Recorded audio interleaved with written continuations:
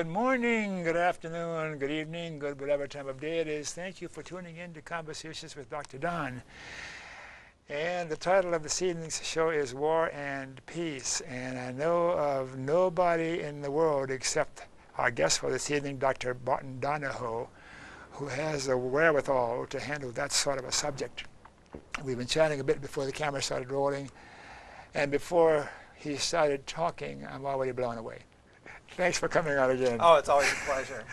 And this is the fifth or sixth time you've been on over the years? Something like that, at least. So that kind of says my impression and how much I feel about Dr. Donohoe and his ability and his thinking and so much else about him. And I'm not going overboard with that. Thank you again for coming on.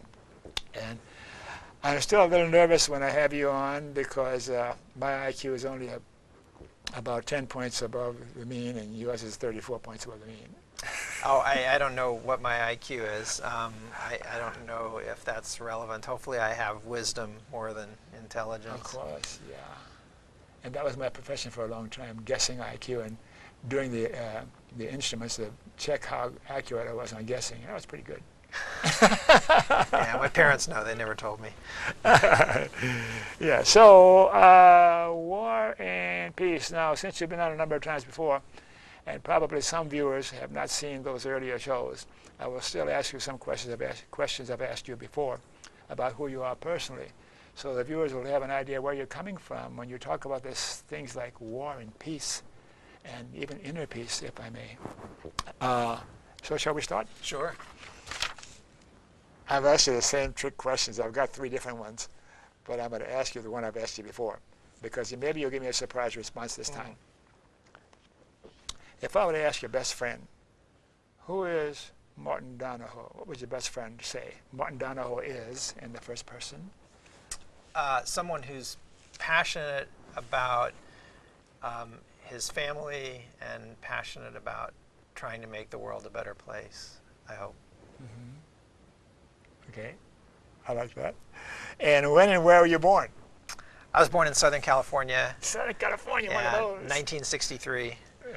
And grew up in LA and then wound my way around the country, Boston, San Francisco, Hawaii, and then ended up here in Portland. Why were you born?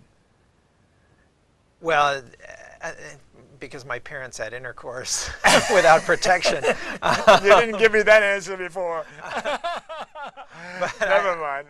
We'll leave that one. Yeah, I'd like to think that it was out of love and desire to raise me, and they did a fantastic job, and I'm indebted to them. In fact, wouldn't be doing any of what I'm doing today without them. Yeah. Anything significant about your cultural or national heritage that's worth mentioning? It is kind of interesting. My dad is Australian, was Australian. He passed away in '89 and came to the States. And my mom is Canadian of Ukrainian heritage, and she came from Canada to the States. And it's kind of a cute story how they met, so I'll have to tell you. They met on a blind date. It was a setup. And my dad had been in grad school at Cambridge, had left his family in Australia, including a mother and a sister, both of whom were dying. So it was very tragic. He knew he would never see them again. And when he came to the States, he mentioned to this mutual friend how much he missed the interaction with students from all over the world and the camaraderie and the interesting discussions. And the woman said, well, I have just the person for you. She's from Canada, and she's an opera singer. She's a coloratura soprano. She's very intelligent, and I'm going to set you 2 up. So they had dinner together. It was Valentine's Day. My mom wore a dress with literally her heart on a sleeve. And at one point during the meal, my dad noticed that there was a TV. And this was back in the late 50s when not everybody had a TV. And my dad just commented, boy, if I knew someone with a TV, I would be on their doorstep every evening. So this was a Friday night. On Monday, my mom bought a TV. And that was that. And she heard him. Yeah, she heard him, and she didn't buy a color TV. but she still hooked him. Interesting story. Yeah, yeah. So your education, you're an MD. Anything else that's unusual or different than your formal training to be a medical doctor? No, we can get into the topic since it's rather depressing, and hopefully we can end on an up note about how we make a more peaceful world. So we only have an hour, but you can tell us a little bit about the things that you're involved in nowadays. What are you, and your work and your activities? Sure. So I practice medicine part-time. I manage the Public Health and Social Justice website, which is an online collection of open access PowerPoint slideshows and articles and course syllabi. Open access means that anyone, educators, Toastmasters, students, the general public can log on, read the slideshows, take parts or all of them and use them for their own education and training of others. I wrote a book this past year that came out. Hey! My publisher will be happy to see the Public Health and Social Justice Reader, which you can buy either through my website or Amazon or Pals Online or Barnes & Noble Online, etc. And it's a collection of my writings on social justice topics, as well as a number of other writings by authors that have been influential in my development. And it's accessible, I think, to anyone from a pretty smart high school student on up. Who's concerned about the state of the world today and what we can do as individuals and as communities to make the world a healthier, more peaceful place. And then I work with some different organizations like Physicians for Social Responsibility and others. One of my main projects now is working to try to keep coal trains from the Powder River Basin from transporting coal through the Pacific Northwest to Asia. And I believe we talked about that on another show. So you can probably find that one online. Oh, yes. Yeah. And how did you get to be the way you are with all these issues that are characterized as leftist or liberal or radical? Yeah, I think a lot of it had to do with time spent off during my medical training. I took some time off where I became very interested in the humanities and did a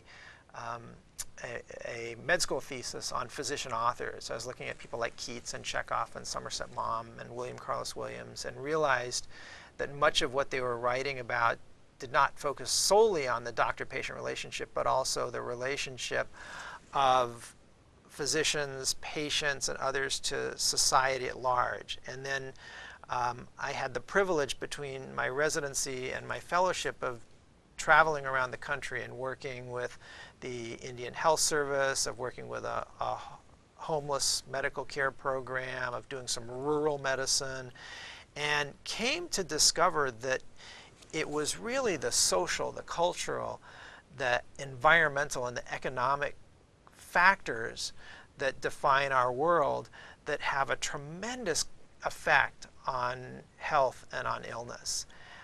That it wasn't just all about pharmaceuticals and surgical procedures, and certainly I consider myself a scientist and one who's done research who puts a lot of faith in modern medicine.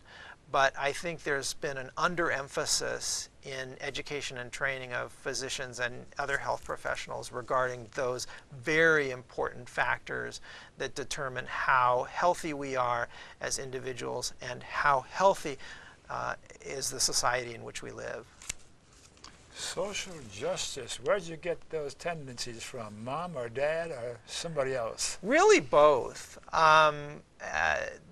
And I think part of it too is I just got beat up a lot when I was a kid. You didn't. I did. So I think it was... Because you were a nerd?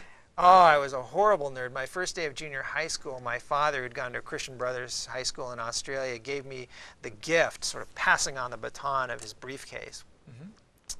You don't want to take a briefcase to 7th grade, especially while you're riding a 3-speed Schwinn and wearing magenta toughskins with a calculator on your belt. And within a half hour of arriving on campus, the briefcase was in a dumpster. I was in the dumpster on top of it, and that set the tone for the rest of junior high and high school. Did you have a pocket protector too for your pants? Yeah, probably. Let's not talk about that. I'm trying to put those years behind me. And you have, yeah. Political persuasion, is that a fair question? Oh, sure. I'm Green Party. Think Noam Chomsky, Howard Zinn, Barbara Ehrenreich, Ralph Nader. Oh, man, you're a dyed-in-the-wool tree hugger, aren't you? Yeah. My heroes, too. Thank Yeah, they're you. disappearing too fast. We got to hold on to them. Yeah. Someone's got to hug them. Memberships in political, social, or civic organizations that are worth mentioning now. Physicians for Social Responsibility, both the national chapter and the Oregon branch. And not too many others. I kind of feel like it was a Groucho Marx who said any organization that would have me as a member is a little suspect, and I'm paraphrasing there. So, yeah.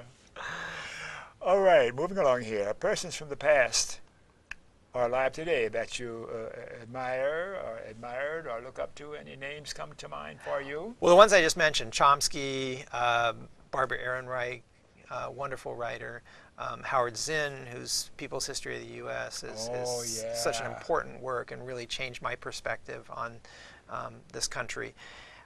Incredible book. Yeah. People's History of the United States. Howard Ralph Zinn. Nader, his work with Public Citizen, and the literally millions of lives he saved through his work on auto safety. Carl Sagan, incredible scientist, planetary scientist, and also one who truly loved humanity and loved the world and did what he could with his scientific gifts to try to bring to the world's attention the risks of nuclear weapons. And there are many other very passionate scientists alive today that are doing the very same thing. And then, of course, my family, my parents, my brothers, and my extended family beyond that. Are your brothers as bright as you are? They're smarter. I shouldn't have asked that question. Yeah. I apologize. That's impossible. No. Yeah. Well, they are. Yeah, they're scary smart. So. Yeah. Here's a dangerous question. What's most important nowadays to pay attention to? And other stuff you'll be talking about, we should be paying attention to all of those. But any one thing come to mind right now, the most significant, like the shutdown of the government or Syria or whatever? Oh, I think the shutdown of the government thing is a lot of ridiculous political posturing that won't come to pass once again. It will take up enormous amounts of time and effort from our overpaid congresspersons who are biding their time until they can get their jobs out in industry and work for much larger amounts of money lobbying their former colleagues. But that being aside, I'd say probably the enormous gap both worldwide between the haves and the have-nots. You've got a situation on the planet today where the top 250 wealthiest individuals are worth $1 trillion, which is equivalent to the wealth of the bottom 2.5 billion people. That's the bottom 40%. And a situation in the U.S. where you've got the bottom 80% of the country that owns only 7% of the wealth, and this massive concentration of wealth in the top 1 to 2%. I don't know why I thought about bringing this along tonight, because I didn't show it to you until now.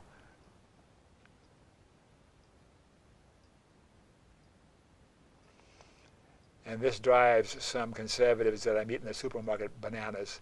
Well, my wealth control, he's some sort of a communist, a socialist, or whatever. Anyhow, that's my feeling on it. No, I'd say that I believe in democracy. I'd say that in the U.S. we don't have a true representative democracy at this point, and that's part of the problem. What do you mean we don't have a true representative democracy? Aren't those people in Congress elected by the citizenry? Well, incumbents have an enormous advantage because of the funding that they get, which predominantly comes from wealthy individuals who, of course, expect something in return. So it's difficult for someone, say I wanted to get on the ballot, it would be nearly impossible for me to mount a credible campaign unless I did something exotic in the media that went into the Twitto, Blogo, Instagramosphere, and gave me my 15 minutes of fame, and I might get a few votes. But unfortunately, I think that the politicians are beholden to corporate interests, and I really favor changing our elections to have things like instant runoff voting, where you can vote for candidates in the order in which you would prefer to find them in office. I'd like to see proportional representation so that we don't have the choice between the Tweedledum and Tweedledee of the Democrats and Republicrats. And so I think that's the topic probably for a whole nother show. But I think the maldistribution of wealth, I think, leads to much of what we're doing to the environment, to the environmental degradation, to conflict, to colonialism. And in fact, if I might use this as a bit of a segue into our discussion of war, I'd like to quote from Howard Zinn, and then quote from another famous or infamous person. This is from Howard Zinn's People's History, and this is Christopher Columbus, his log entry on meeting the Arawaks of the Bahamas when he first arrived in the New World. And he wrote, "They brought us many things. They willingly traded everything they owned. They do not bear arms. They would make fine servants. With 50 men, we could subjugate them all and make them do whatever we want." That's what you thought of the Indians. Happy Columbus Day. And of course, the decimation that followed, which included one of the earlier examples of biological warfare when Sir Jeffrey Amherst conspired to send smallpox-laden blankets to the natives. Fast forward a little, we still have this sort of colonial exploitation going on today, but a quote from Cecil Rhodes, founder of Rhodesia, now Zimbabwe, the Rhodes Scholarship, the De Beers Mining Company, and this is what he wrote about exploration in sub-Saharan Africa. Quote, "We must find new lands from which we can easily obtain raw materials and at the same time exploit the cheap slave labor that is available from the natives of the colonies. The colonies would also provide a dumping ground for the surplus goods we produce in our factories." So this is an illustration of what the Europeans did to native cultures in all around the world, those two examples. So will you say a few more words about what Zinn's book is about, the people's history of the United States? The people's history are ordinary people or peasants or Indians or indigenous people? Well, the book is a different take on American history in that it's written from the perspective of the citizenry, from the perspective of the the quote discovery of America by Columbus, from the perspective of the Native Americans, the civil rights movement from the perspective of the blacks, the labor movement from the perspective of those who were involved in the strikes and the labor unions and brought us things that we just take for granted today, like the 40-hour work week and vacations and holidays and absence of child labor, at least in this country. Those things were fought for and many paid with their lives to get what we take for granted today. So it's a different perspective than the perspective you're usually reading about, because they're talking about the executives and the wealthy and the people recognized as people we look up to, and ordinary folk, which is the vast majority of the population. They usually, those kinds of publications don't speak for them or give their impression of what America and Zinn has given them voice, and he's missed. He passed away. Yes, he is recently. missed. Yeah. Well, let us move on. Let's take a break earlier, because when we get into the second part of the show, War and Peace, we're going to need 3 more hours, okay? Can we take a break, Mr. E?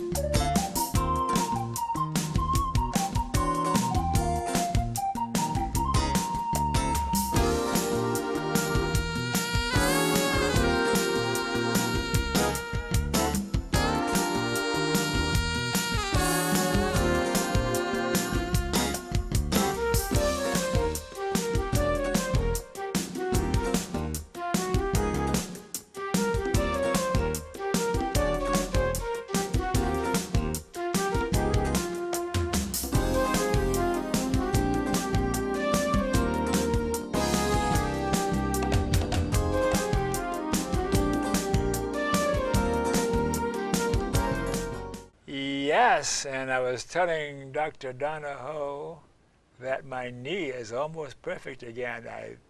I think we talked before about my having a total knee replacement, and it's amazing how fast I've recovered. Yeah, it hasn't improved my mind, but my knee is in good shape. You got your wheels back, I'm glad. Yeah. Okay, we're back, so thanks for staying tuned. For you viewers who missed the opening of the show, Conversations with Dr. Don is an ongoing series of 1-hour standalone talk shows where I interview interesting people, like most of you out there, about who they are as unique, one-of-a-kind individuals, and about whatever it is we've decided to talk about tonight. We're going to be talking about war and peace some more.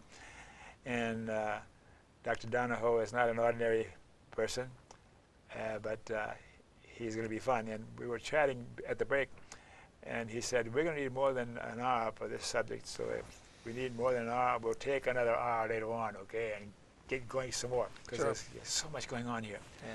So let's start the second part, and I had a list of questions from you to prompt me, because it's such a broad subject, and then I had a couple of questions to start things off with, because you've got so many notes to look. And what is war, what is peace, and what is inner peace?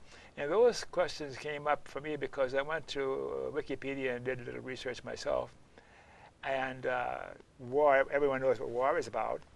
And then peace, but in the context of war and peace, it's a different way of looking at peace.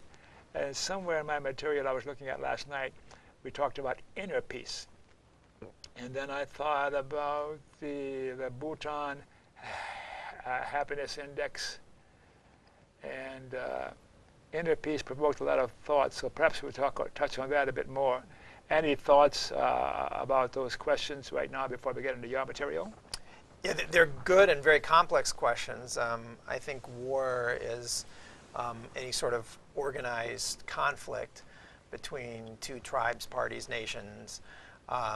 Peace could be most broadly defined, I suppose, as the absence of war. But I would go further to say that peace is a state in which we can experience nature's bounty, where we have clean water, safe food, clean air, a chance to experience life fully, to love our spouses, our children, honor our parents, work in communion with those around us, solve conflicts through discussion and through mediation rather than resorting to violence, which is so common in the world today, and so dangerous in the world today because of the development of weapons that threaten our species and indeed our planet with annihilation. Yes. So I think of war in terms like World War I, World War II, and the great wars of history before World War I and World War II.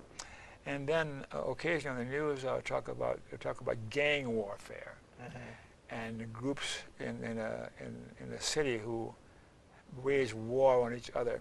Is it fair to consider that really war when we consider the original concept of war with nations fighting each other? I suppose it's one way of using the term. Yeah, war really took off in an organized fashion with the development of agriculture, which some people have said, including Jared Diamond, was the worst development in the history of mankind. Agriculture. Yes, because, and this happened about 10 to 13,000 years ago, it led to a hierarchical, class-based society with the concept of private property and the subjugation of women, and a situation where you had a ruling class, a military class, a merchant class, and often the three were in cahoots, and then you had the agricultural class, the people who grew the food, the artisans and artists. And with the concept of private property and wealth, there was jealousy, a desire for more, a desire to own the planet's resources and to prevent someone else from owning them, or if someone else had resources that you want, to go and get those resources. Conflicts occur among some other primates. For instance, gorilla infanticide is very common. When a new male comes into the territory. Oops, we've mic accident here, sorry. Mm-hmm. Chimpanzees have been seen to inflict domestic violence upon their female partners in the wild. Partner being in generalized terms, since they don't have individual pair bonds. There's more sex that's freely distributed. But then there's the other example, the bonobos, that are essentially the free-loving hippie chimps that resolve When conflict I come back, through I want to come back as a bonobo. grooming Yeah. and sex and touching, and you don't see a lot of fighting. But over the course of history, the weapons, as I said, have gotten increasingly sophisticated. So you went through the Bronze Age 3,300 years ago, the Iron Age with weapons about 2,200 years ago, horses first being used in battle about 100 AD, the development of bombs in 900 AD, rockets in the 13th century, although they were forgotten for a while and only brought back in the last couple hundred years. The balloon was first used after the Montgolfier brothers invented it in 1783 to drop bombs from on high. And then, of course, aerial bombing became more sophisticated after the invention of the airplane in 1903. And then fast forward to the 20th century, where, granted, 90% of the deaths in war today are from small arms. Yet we have weapons of mass destruction. We have chemical weapons, biological weapons, and nuclear weapons. And the nuclear weapons are, if you were to say what is, really, I was conflicted when I answered your question about the #1 major issue, because in terms of nuclear weapons, there are about 17,000 plus on the planet today. 4,300 of these are active, and about 1,800 are on hair trigger alert. And that means that they can be launched and reach their targets within 30 to 45 minutes. Are you including Israel's nuclear weapons? Well, there's 9 countries, including Israel, that possess nuclear weapons today. Probably soon to be 10, if not 10 already, with Iraq. But we're talking about megatons worth of bombs, not the kilotons that were used in Hiroshima and Nagasaki, but megatons that could wipe out the planet and create a nuclear winter. You said Iraq, you meant Iran, did you? Iran. Yes, Yes. Iran soon. Because I know how you like to be just correct and right. No, you're absolutely correct. Yes, I substituted a consonant there. And there were a lot of wars in the 20th century. There were about 250 wars planet-wide. 72 million people died in those, and another 52 million people were killed through genocide. So warfare has expanded from the point where it was predominantly soldiers fighting soldiers, and the casualties in war at the turn of the century, the last century, 85 to 90% of them were among soldiers. So people would go at each other with maces or clubs or swords or ultimately guns, and then they get closer and muskets, and then they'd stab each other with bayonets. But now we can kill from a distance. So 85 to 90% of casualties in war today are among civilians. Wow, quite a switch, huh? So, because of the class structure and the people who had the money and the power managed to have others fight in their name. Right. Yeah, let's you and him fight, and now stand by and watch. Yeah. It's the old guys, and it is men predominantly, who declare war, and it's the young men who go and fight those wars. And they recently surveyed young Iraq and Afghanistan vets, and 50 to 60% of them said that neither of those wars were worthwhile. And that's a whole other subject, the lies that brought us into the war in Iraq and the failures of those two conflicts. Before this discussion is over, we're going to talk a little bit about some way to avoid wars in the future. We're going to talk about inner peace now, or shall we talk about that later? Whatever you'd like. Inner peace versus peace. And peace is in terms of groups, and inner peace is what's going on internally in my own internal dialogue and inside of me. Whether there is war or general peace or whatever else is going on, it's what's my internal dialogue and my sense of okayness, and experiencing my being without interruption or disruption from too much worrying and thinking about whether you're going to bomb me away or not. Right. I think it's hard to have inner peace when there's external war. What do you think it is? I'm going to throw this one back at you, if you don't mind. And how does one find inner peace? By arranging, I think of Maslow's hierarchy of needs, and take care of myself according to those needs and meet those needs at different levels.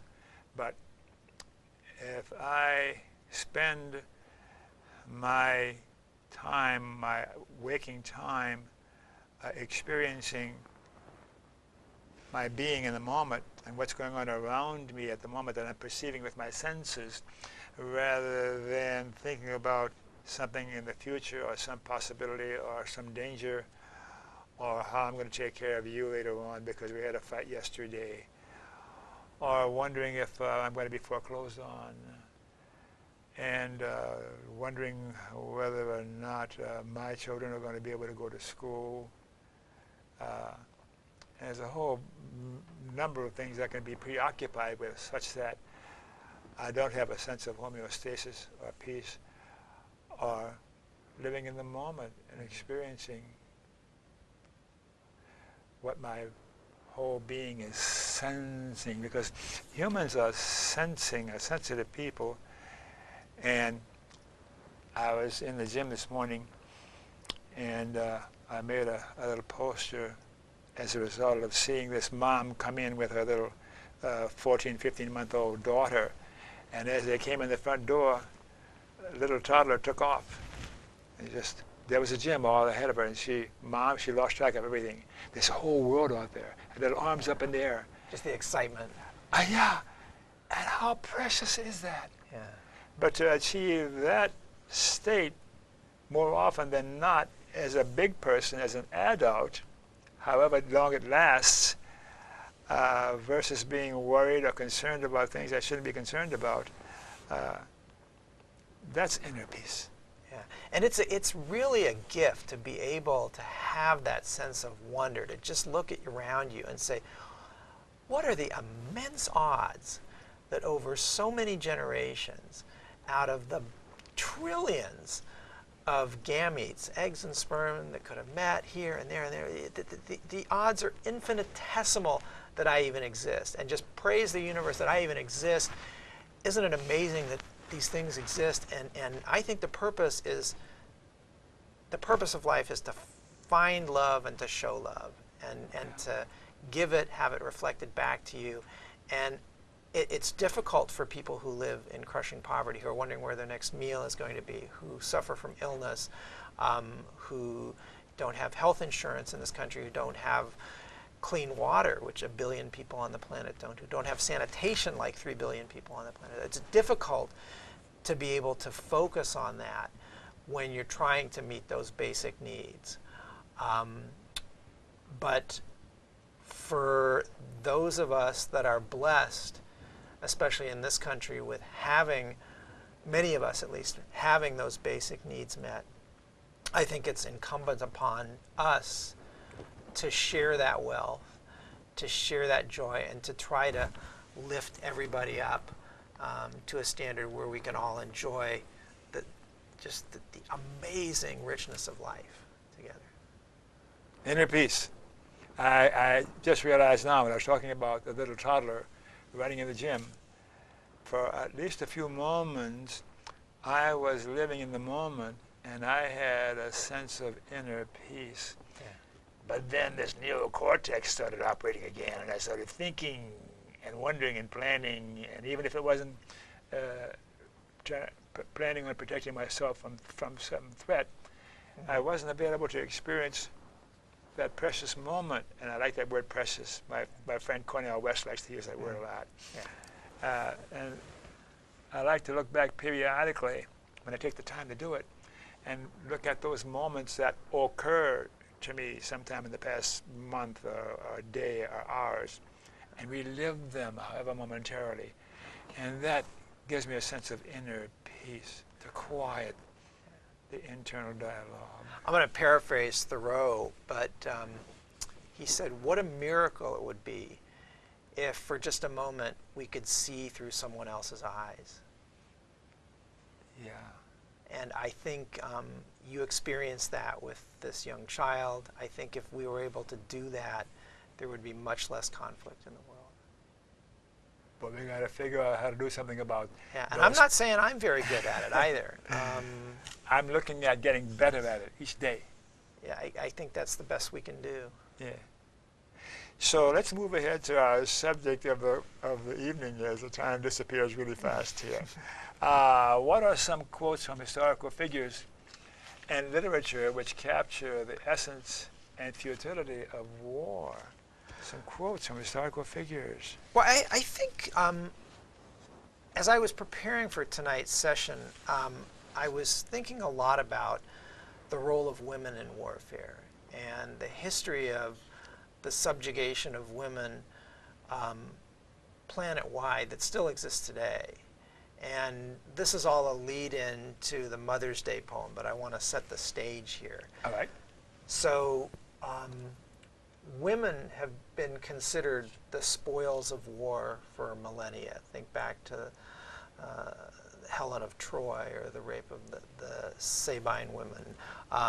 Think back to the comfort women in World War II in Japan, where they enslaved between 100,000 and 200,000 women who were Korean, Chinese, and came from other countries. These women were enslaved from, on average, about 3 to 5 years and subjected to between 5 and 20 rapes per day. Many of them underwent forced hysterectomies to stop them from bleeding, to make them constantly available for sex. And if you calculate that out, that comes to a lowball estimate of 7,500 rapes per woman and a high estimate in the tens of thousands. And to this day, the Japanese government has not compensated any of the survivors of that. Even to this day. And rape occurred during the Rwandan genocide. It occurred in Bosnia, and it occurs many places today. In fact, a U.S. female soldier is more likely to be raped by a male U.S. soldier than she is to be killed in combat. And rates of violence against women are especially high in the military, much higher than in other branches of the U.S. government and much higher than in civilian life. And only within the last few years has the military started making serious efforts to correct that. But it got me thinking about the role of women, and it got me thinking about the protests of women who don't want to see war and who don't want to see their husbands and their sons taken away to battle. And Mother's Day was started by Julia Ward Howe. She, in 1870, made a proclamation, and everybody thinks, oh, it's great, it's about honoring mothers. But this is actually what she said. And I'm cutting out certain portions, but this was her message. Arise then, women of this day. Arise, all women who have hearts. Say firmly, we will not have questions answered by irrelevant agencies. Our husbands will not come to us, reeking with carnage for caresses and applause. Our sons shall not be taken from us to unlearn all that we have been able to teach them of charity, mercy, and patience. From the bosom of a devastated earth, a voice goes up with our own. It says, disarm, disarm.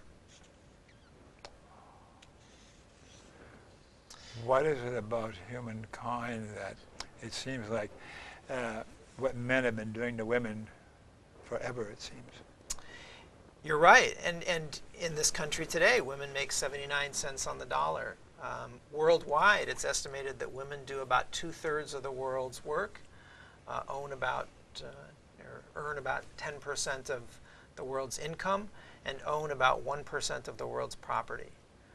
And so in many parts of the world, including still in the United States, they suffer social and legal and educational and political marginalization.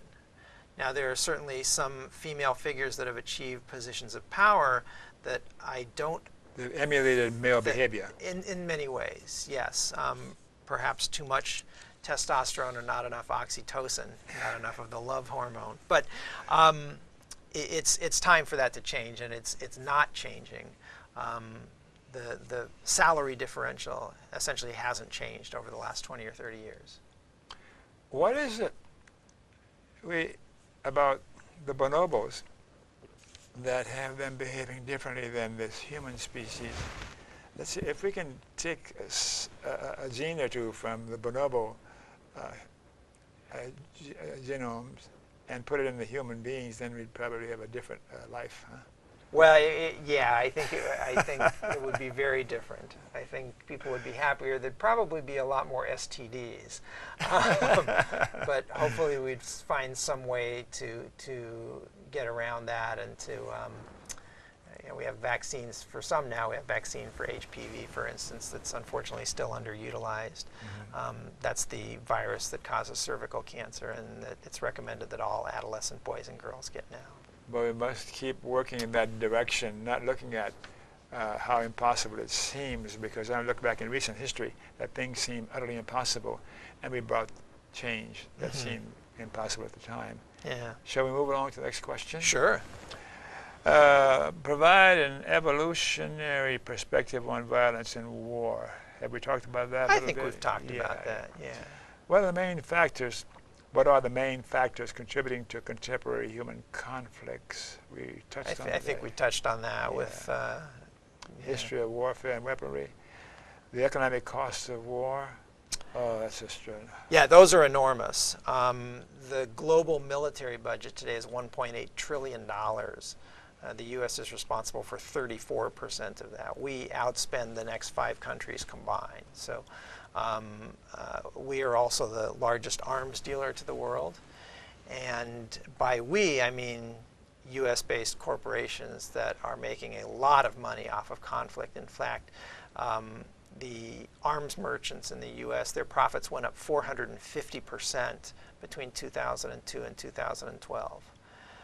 And it's in their best interest to see those arms used. And they often make them, these arms often wind up in the hands of ruthless dictators, of child soldiers that are often kidnapped from their villages and hopped up on methamphetamine and other drugs to make them fight. As I said, it's the small arms that contribute to 90% of the world's casualties.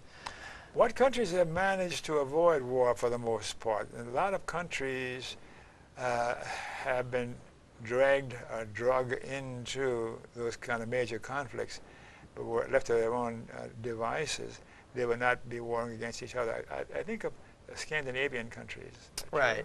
Now, there are different reasons why different countries haven't been able to do that. So, for instance, Switzerland, which has been neutral, and I'll throw air quotes around that, certainly in many ways protected Nazi assets during World War II.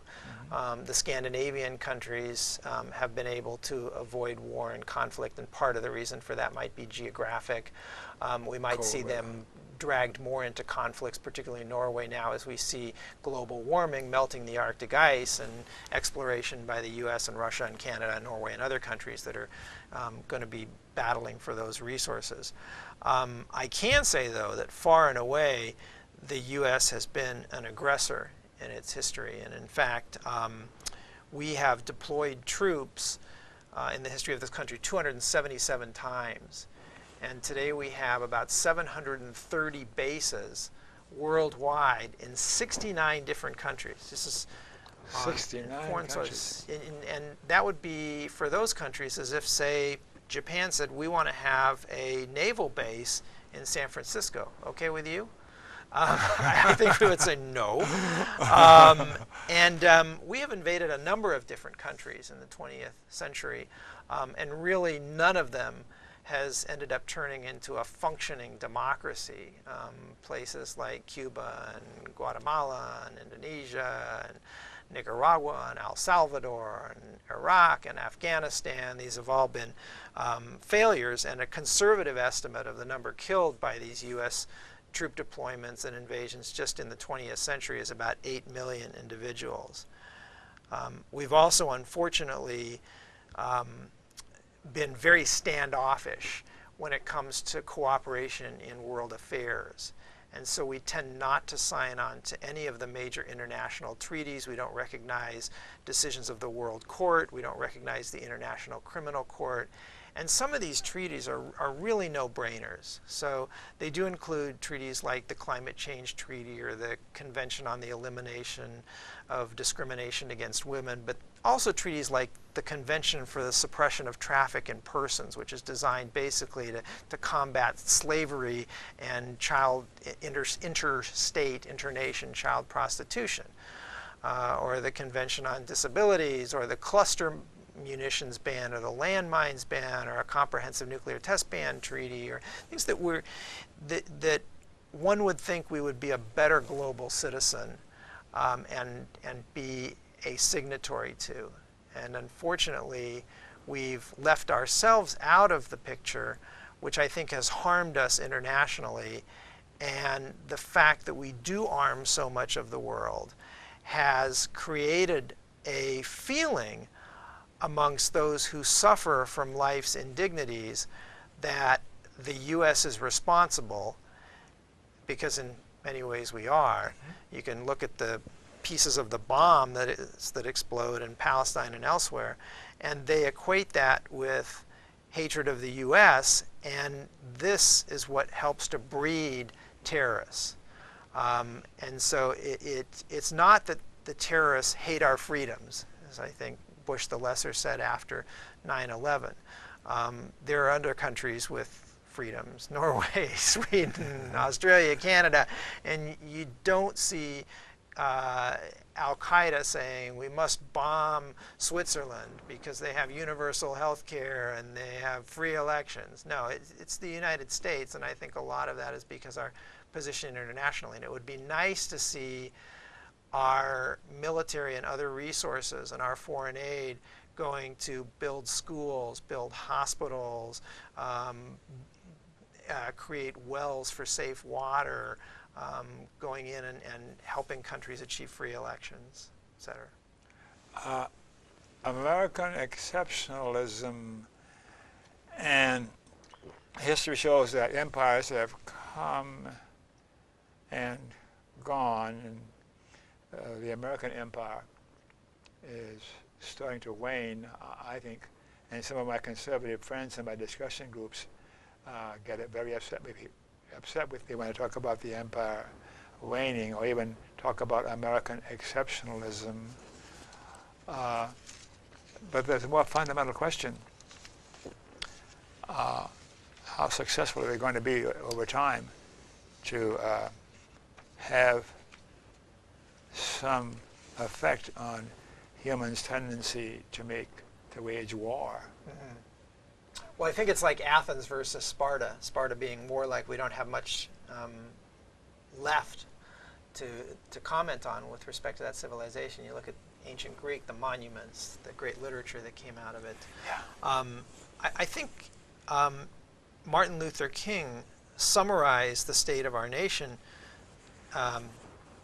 back in the 1960s, so 50 years ago, and it's a state that still exists today. He said, "A nation that continues year after year to spend more money on military defense than on programs of social uplift is approaching spiritual death." And in some sense, he was echoing Eisenhower, who said every gun that is made, every rocket fired, signifies, in the final sense, a theft from those who hunger and are not fed, those who are cold and who are not clothed. When you think about the enormous good that we could do with the excess that's spent on the military. Now, I'm not saying that the U.S. doesn't need a military, and I'm certainly not saying I don't support, respect, and am grateful to our troops, because I think the vast majority of them are out there protecting their buddies and fighting for the ideals on which this country was founded.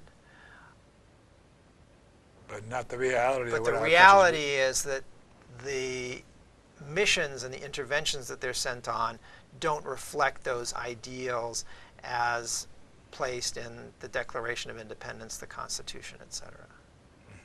And when you think of the money that could be used to basically solve every problem that the world has today, clean water, sanitation, full education, full vaccination, AIDS, anti-AIDS medications for everybody, cradle-to-grave health care for the entire planet, you're talking about maybe a quarter of the world's military budget annually to do that. So what can we do as, not just as a group of liberals or leftists here in America, as ordinary citizens? People sometimes say to me, well, what can you really do, you by yourself? And it always starts with a you by yourself, and a you by yourself over here, and a you by yourself over here. And pretty soon it comes around. So for me, I'm laughed at because I wear signs a lot, you know, that protest signs, and signs to raise consciousness and to engage in discussions with people about things like terrorizing. One sign I wear that says, to stop terrorism, stop terrorizing. And then we get into a discussion about what do I mean by that. So that's one little thing I do. I talk it up anywhere I go. And I attend meetings, and I don't write as much letters as I'd like to. And during the Civil Rights era, and those times, a few citizens decided to speak up. And it's going to fundamentally come down to shutting down the system, non-cooperation, to change things in this country and have them go in a different direction. What do you think we need to do, Americans need to do, to have things go in a better direction and we can have less wars? Yeah, I think you start with yourself and your own immediate relationships, and then you advocate for a more just distribution of resources. You advocate for a change in our foreign aid policies. The average American thinks that we spend 24% of our gross domestic product on foreign aid. It's actually 0.19%, 0.19%. We're 21st as a percent of GDP in how much we give in foreign aid. Much of it's military, much of it just benefits U.S. corporations and comes right back to this country. It's a small percentage of it that's actually for education and healthcare. I think we need to use our military to do things like halt genocides, disaster management, protection, achieve nuclear disarmament, and getting all the plutonium and uranium that is out there and safeguarding that and eliminating chemical, biological, and nuclear weapons from the planet. I think we need to sign on to these treaties. I think we need to stop torturing. I think we need to close Gitmo. The government's already acknowledged that half the people that are there today are not guilty. Why are they still there? And those prisoners there for whom we do have a solid case, try them as the criminals that they are, and if found guilty, put them in a jail, sentence them, but live up to the ideals as laid forth in the Constitution of the United States. I think we need to I'm on a roll. I'm going to stop at that point. There's a lot because we can they're do. going to yell at us if we don't stop. We're running out of time. So But let's stop then Yeah. for now. And let's have a comment to the viewers about your last words to them for this particular show. Sure.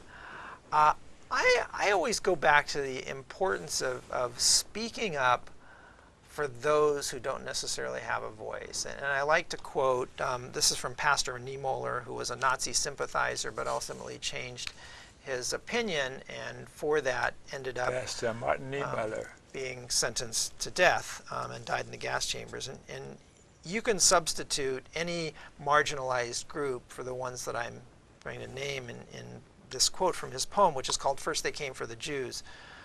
First they came for the Jews, and I did not speak up, for I was not a Jew. Then they came for the communists, and I did not speak up, for I was not a communist. Then they came for the trade unionists, and I did not speak up, for I was not a trade unionist.